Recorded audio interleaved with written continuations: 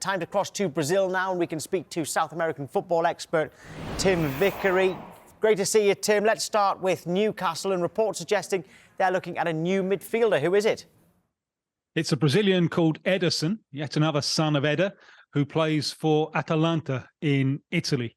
24 years old, strong, well-built central midfielder, strong on the ball, versatile, box-to-box, strong personality as well. The first time I remember him, his professional debut, really, he's thrown in the deep end in a big team called Cruzeiro, who are really on the slide. They were relegated in dreadful form, and even in this bad context, he stood out. So a lot of virtues. And I just wonder, Tom, if all these virtues I'm telling you about may remind you of a Brazilian already wearing the shirt of Newcastle. Well, that's the thing that might worry the Newcastle fans. I think, OK, this sounds like a good player, but they'll be worrying, is it a replacement for Bruno Guimaraes if he was to leave?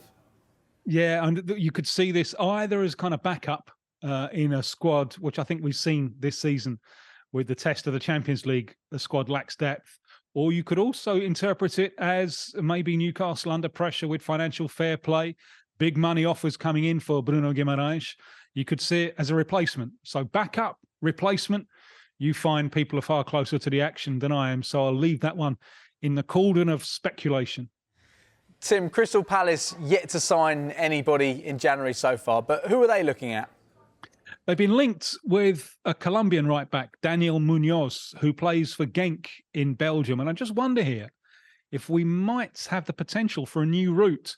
And Belgian football has quite strong connections, especially Colombia and Ecuador. Some Argentines go over there as well. Quite often players have gone to Portugal and then been sold on to the Premier League for a huge profit. I wonder if Premier League clubs will start looking at South Americans now based in Belgium. What type of player is he? Is he ready for the Premier League? Palace, of course, already been in the South American market earlier on in the summer. Yeah, and he's a very, very different type of player from Matheus França, who's an attacking midfielder and a real talent, but bought on promise. Daniel Munoz is 27, experienced player. He's Colombia's first choice right back. But what he is very much is an attacking right back. There's plenty of goals in him from that position, both with his right foot and also getting in there on the far post with his headers. He can go outside and cross. He's quite tall. He's more than 6 foot, and I think defensively perhaps he can be caught a little bit off balance. So I think he would be ready for the Premier League as long as you realise that what you're buying here is an attacking right back. Tim, Brighton yet again seem to be looking at the South American market. Who are they interested in now? Well, there's a player that they've been linked with, although so is half of Europe, and maybe Benfica might be the likely one here. But Brighton certainly having a look at this player. Eki Fernandez, shall we keep it simple? Eki Fernandez of Boca Juniors, 21 years old, central midfielder. Has had a good couple of years, and Boca loaned him out to a smaller club, to Tigre last year. Picks up experience, and he's done well on his return. There's real talent there, Eki Fernandez. There's a real bit of swagger about him, a kind of central midfielder capable of doing something a little bit different.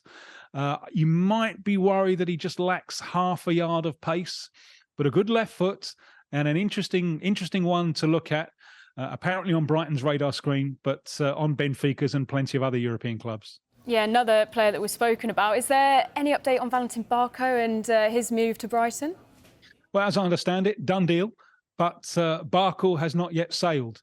The hold-up here is that this weekend we kick off the South American Under-23 Championships, which qualifies 2 teams for the Paris Olympics. That's a big deal over here.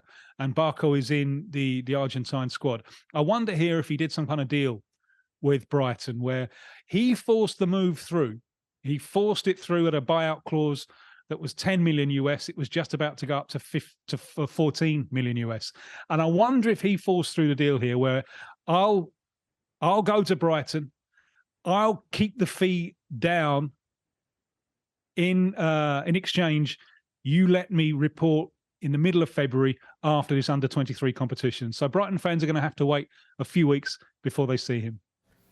Tim, you raved about John Duran moving to Aston Villa, but it seems like reports in the papers are suggesting Chelsea might be interested in him.